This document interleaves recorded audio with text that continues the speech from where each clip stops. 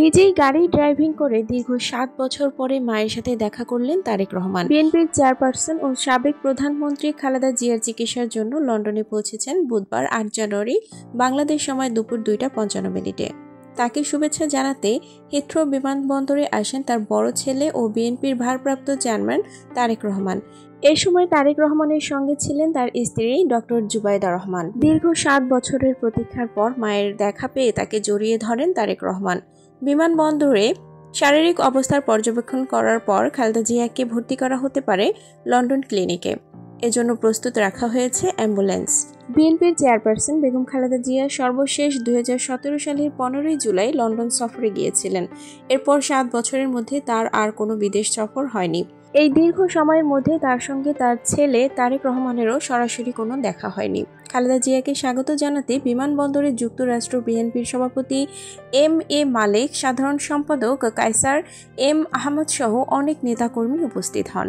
খালেদা জিয়ার সঙ্গে লন্ডনে যারা যারা গেলেন তাদের নাম এক নজরে জেনে নেই। সফরে বিএনপির চেয়ারপারসন সহ তার চিকিৎসক পরিবার ও তার কাজের সহকারী রয়েছেন। খালেদা জিয়ার সঙ্গে লন্ডনে গেছেন তার ছোট ছেলে আরাফাত রহমান কোকুর স্ত্রী সৈয়দা শামিলা রহমান, দীর্ঘদিনের গৃহকর্মী ফাতিমা বেগম। বাংলাদেশের ৩বারের সাবেক প্রধানমন্ত্রী বেগম খালেদা জিয়া দীর্ঘদিন থেকেই liver cirrhosis, kidney, heart, diabetes, arthritis সহ নানান জটিল অসুস্থতায় ভুগছেন। ২০১৮ সালে একটি দুর্নীতির মামলায় দণ্ডিত হয়ে কারাগারে যাওয়ার পর থেকে তার অসুস্থতা আরও বেশি বেড়ে যায়। এর মধ্যে কয়েকবার তিনি জীবন মৃত্যুর সন্ধিক্ষণেও পড়ে গেছিলেন। এমন পরিস্থিতিতে দল ও পরিবারের পক্ষ থেকে সরকারের কাছে তার বিদেশ যাওয়ার চিকিৎসার অনুমতি নিয়ে আবেদন করা হয়, কিন্তু সরকার তাতে সাড়া দেননি।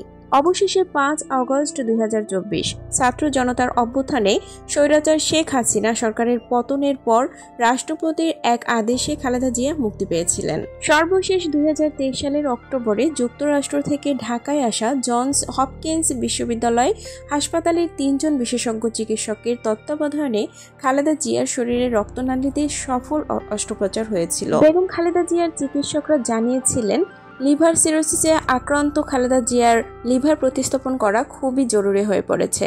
ধারণা করা হচ্ছে লিভার প্রতিস্থাপনের পর পুরো চিকিৎসায় সর্বমোট ২ মাসের মতো সময় লেগে যেতে পারে। তবে দলীয় সূত্রে জানা গেছে, চিকিৎসা শেষ হলে বিএনপির চেয়ারপারসন বেগম খালেদা জিয়া আবার লন্ডনে যাবেন।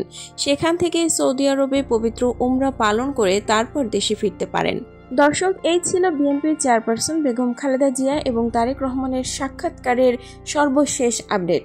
পরবর্তী আপডেট অবশ্যই জানিয়ে দেওয়া হবে। সে পর্যন্ত আপনারা সবাই ভালো থাকবেন এবং খালেদা জিয়ার সুস্থতার জন্য সকলেই দোয়া করবেন।